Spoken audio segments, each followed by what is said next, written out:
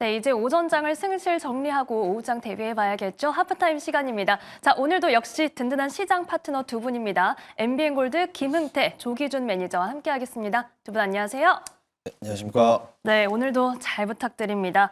자, 시장이 좀 아쉽습니다. 10시 반 구간 지나면서 낙폭을 키우던 시장이 지금 약보합권에서 양 시장 모두 1%대 하락세 흐름으로 나타내고 있습니다.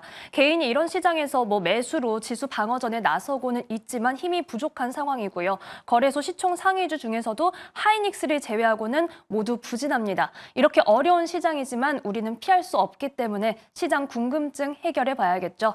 자, 오늘 첫 번째로 저희가 좀 풀어볼 숙제는 역시나 원달러 환율에 대한 내용 체크해 보겠습니다. 어제도 점검을 했는데 오늘도 점검을 하지 않을 수가 없는 상황입니다.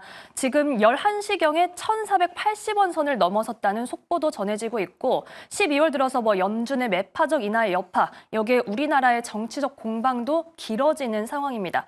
먼저 김흥태 매니저님께 여쭤볼게요. 이 외환 시장의 분위기가 계속해서 경색되고 있는데 당분간은 조금 바뀌기 어렵겠죠? 네, 일단은 대통령 탄핵안이 소추가 발의가 되고 나서부터 이번에는 또 한덕수 이제 국무총리가 대통령 권한대행까지 이제 탄핵 소추안이 또 이제 들어간다라고 하기 때문에 그로 인해서 아무래도 정치적 리스크가 계속적으로 나오다 보니까는 아무래도 계속적인 시장에서는 불확실성 요인이 남아있지 않나라고 해서 해석이 되면서 환율이 계속적으로 올라오는 것 같습니다.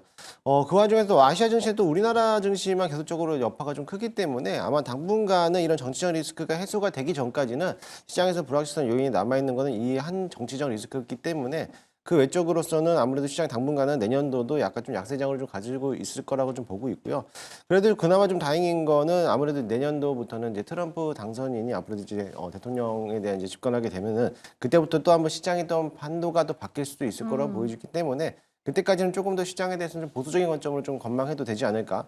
다만 조금 시장에서는 좀 움직이고 있는 게 환율에 따라 가지고 또 이제 반사를 좀 받는 섹터들이 또 있기 때문에 그런 종목들도 오히려 모아가는 자리도 될 수 있지 않을까라고 보고 있고요. 오늘 같은 시장에서는 반도체 종목들이 좀 상당히 좀 강한 흐름을 또 보여왔기 때문에 저점에서 매수할 수 있는 기회가 또 될 수 있는 자리라고도 볼 수가 있겠습니다. 네, 김흥태 매니저님께서 우선은 시장 조금은 보수적인 관점으로 관망을 하되 저희가 트럼프 차기 내각 출범 이후 시장 변화 흐름도 좀 체크를 해봐야겠습니다. 또한 이 환율 수혜 섹터를 모아가는 자리가 될 수 있다라는 말씀도 해주셨네요. 자, 우선 이런 상황에서 그럼에도 불구하고 금융감독원은 이 고환율 쇼크를 대비해서 대응 방안을 논의했다라고 밝혔습니다. 아직까지는 자금 상황이 안정적이다, 시장 불안 가능성을 계속 보겠다고는 하는데 사실은 마음의 준비를 좀 어디까지 해야 하나 싶거든요. 조기준 매니저님 어떻게 보시나요? 일단 이제 시장 이렇게 생각하셔야 됩니다. 환율이 안 좋아서 네. 장이 안 좋은 게 아니고 장이 안 좋으니까 환율이 안 좋아지는 거라고 생각을 하시면 될 것 같고요.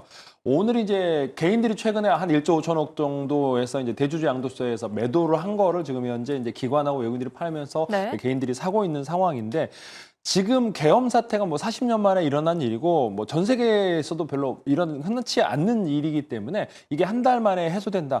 이렇게는 볼 수 없고 제가 보기에는 한두 달의 시간이 걸릴 거다. 정치적인 이런 문제들이 이제 봉합되고 이러려면 제가 보기에는 내년 1월 중순 정도는 가야 되지 않을까라는 생각이 들고 있고 오늘 변론 기일에서 출석을 한다고 하니까 이제 조금씩 이제 불확실성이 해소되긴 할 텐데 그렇게 우리나라가 펀더멘탈이 나쁜 게 아니고 정치적인 문제에 의해서 안 좋아지는 상황이기 때문에 이 정치적인 거는 또 어떤 예측이 안 되는 상황이기도 하고 그렇기 때문에 사실 저도 잘 모르겠고 이제 얼마까지 환율이 안 좋아질 거냐라고 하는 거는 누구도 알 수 없는 거거든요. 그래서 지금 이제 대충 봤을 때 이제 1,500원 선을 이제 마지노선으로 보면 좋을 것 같은데 이거는 정치적으로 안정이 되면 그냥 바로 1,400원 밑에 1,400원대로 떨어질 수밖에 없는 상황이기 때문에 지금 현재는 어떤 우리나라의 경제 문제가 안 좋아서 그런 게 아니고 비이성적인 매매 형태이기 때문에 얼마가 갈지 그렇게 너무 충격받을 필요는 없다라는 생각을 가지시는 게 좋지 않을까라는 생각이 듭니다. 네, 비이성적인 매매 행태 속에서 우리 투자자들은 좀 이성을 꽉 잡고 이 시장 동향 계속해서 체크를 해봐야겠습니다.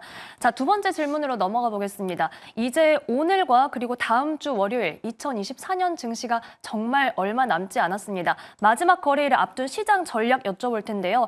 결국은 지금 정치적 리스크가 가장 큰 숙제라는 점을 두 분이 모두 짚어주셨습니다. 이와 관련해서 조기준 매니저님, 저희 대응 전략 어떻게 가져갈까요?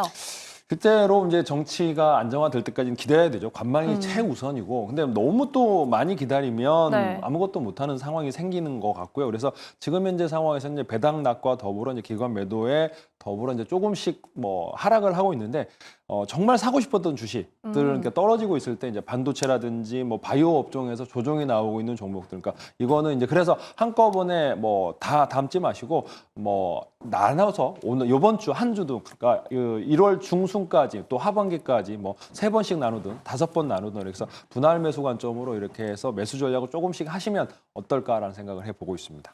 네, 역시나 조금 보수적으로 신중하게 관망을 하되 지금까지 관심 가져왔던 종목에 대해서는 저점에서 분할 매수하는 관점 말씀해 주셨습니다.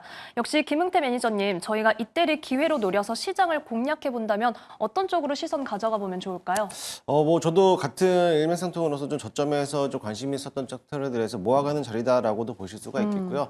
그게 아니다라고 싶으신다면은 아직은 좀 테마의 장이 또 이루어지고 있기 때문에 내년도도 역시나 마찬가지로 당분간 좀 테마성이 강한 섹터들이 좀 움직일 가능성이 크니까요. 테마 관련된 종목들을 좀 매수해보는 것도 나쁘지 않은 전략이다 보고 있고요. 다만 이제 테마 종목들은 아무래도 이제 급등락이 이제 크기 때문에 단기적 트레이닝이 단기적 트레이닝이 가능하신 분들로만 좀 접근해보는 것도 좋은 전략이다라고 볼 수가 있겠습니다. 네, 이렇게 지금 어쨌든 강한 테마성을 보이고 있는 쪽으로 공략을 해보는 것, 그리고 짧은 호흡으로 시장을 바라보는 것도 유효한 전략이다라고 말씀해 주셨습니다. 자, 이렇게 역시나 또 어려운 시장이지만 그래도 든든한 두 분과 함께 시장 전략 세워봤고요. 이제는 어떤 섹터, 어떤 종목을 집중적으로 공략하면 좋을지 자세한 내용 만나보겠습니다. 먼저 김흥태 매니저님 순서 함께 하실게요.